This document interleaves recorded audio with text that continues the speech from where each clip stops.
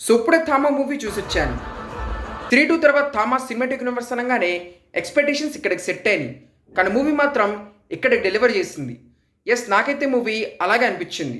Because వాళ్ళ movies అన్నిటిని వాళ్ళు హారర్ కామెడీ అంటారు. బట్ ఈ మూవీలో ఎక్కడో కూడా కొంచెం కూడా భయమే లేదు.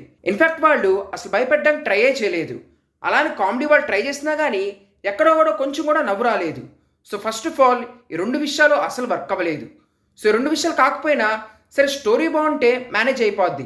కానీ సాడ్లీ అది కూడా అసలు ఎక్కడ వర్క్ అవ్వలేదు. లిటరల్లీ స్టోరీ మొత్తం కూడా కంప్లీట్లీ ప్రెడిక్టబుల్. నెక్స్ట్ ఏం జరిగిద్దో మనకు మొత్తం అర్థమైపోద్ది. ఇన్ఫాక్ట్ వాళ్ళు ఇంటర్వెల్లో సస్పెన్స్ బిల్డ్ చేయడానికి ట్రై చేశారు కానీ ఆల్రెడీ ఆ తర్వాత ఏం జరిగిద్దో ట్రైలర్లో కంప్లీట్గా చూపించేశారు. సో అందుకే మూవీలో ఎలాంటి సస్పెన్స్ థ్రిల్లర్ అది ఏమీ లేదు.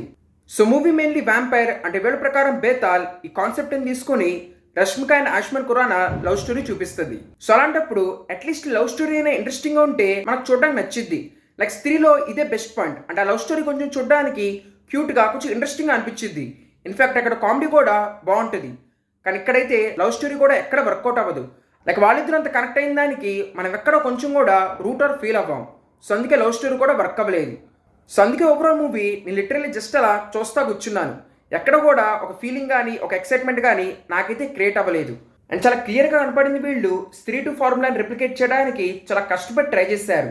అంటే లిటరల్లీ మూవీలో 2-3 సాంగ్స్ అలా ర్యాండమ్గా స్టార్ట్ అయిపోతాయి. ఒకవైపు మూవీ కొంచెం స్లోగా స్టోరీ ఎక్కడికి కదలట్లేదు అనుకుంటే మధ్యలో ఈ సాంగ్స్ అనేవి కంప్లీట్ బ్రేకర్ వెళ్ళి అనిపించినాయి. And really movie run time ఈజీగా ఒక 20 మినిట్స్ తగ్గించున్నా ఇంకా కొంచెం ఇంట్రెస్టింగ్ అనిపించేదేమో.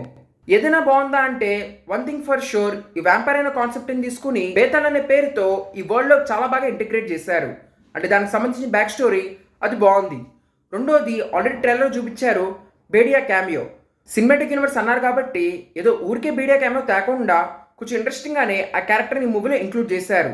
సో తను వచ్చిన సేపు కొంచెం ఎక్సైటింగ్గా అనిపించింది. అదర్ దెన్ దట్ నేనైతే మూవీ ఎక్కడా కూడా అంతగా ఇంట్రెస్టింగ్గా ఆర్ ఎంజాయ్ చేయలేదు. సో ఈ మూవీ డైరెక్ట్ చేసిన ముంజే డైరెక్టరే ఆ మూవీ చాలా ఇంట్రెస్టింగ్గా కామెడీగా బాగున్నా కానీ ఈ మూవీ అంతగా వర్క్ అవ్వలేదు. బట్ స్టిల్ ఆల్రెడీ మీరు మ్యాడ్ సినిమాటిక్ యూనివర్స్ని ఫుల్గా ఫాలో అవుతున్నారంటే ఏదో కనెక్షన్ మూవీ కాబట్టి వెళ్ళొచ్చు. అదర్ దెన్ దట్ ఈ మూవీలో ఎక్సెప్ట్ చేసే విధంగా ఏమీ లేదు.